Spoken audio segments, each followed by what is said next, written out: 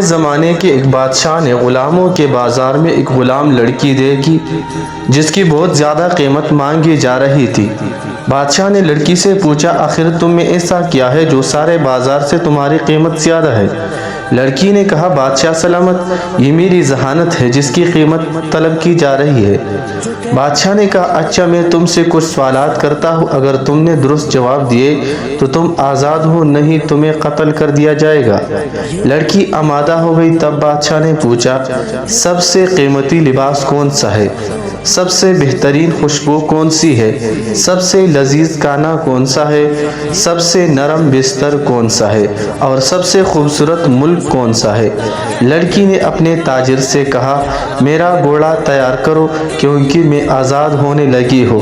پھر پہلے سوال کا جواب دیا، سب سے قیمتی لباس کسی غریب کا وہ لباس ہے جس کے علاوہ اس کے پاس کوئی دوسرا لباس نہ ہو۔ لباس پھر سردی گرمی عید تہوار ہر موقع پر چلتا ہے۔ سب سے خوبصورت خوشبو ماں کی ہوتی ہے، بھلے وہ مویشیوں کا گوبر ڈھونڈنے والی مزدور ہی کیوں نہ ہو، اس کی اولاد کے لیے اس کی خوشبو سے بہترین کوئی نہ ہوگی۔ لڑکے نے کہا، سب سے بہترین کھانا بھوکے پیٹ کا ہے۔ بھوک ہو تو سو کی روٹی بھی لذیذ لگتی ہے۔ دنیا کا نرم ترین بستر بہترین انصاف کرنے والے کا ہوتا ہے۔ ظلم کو ململ سے آراستہ بستر پر بھی سکون نہیں ملتا۔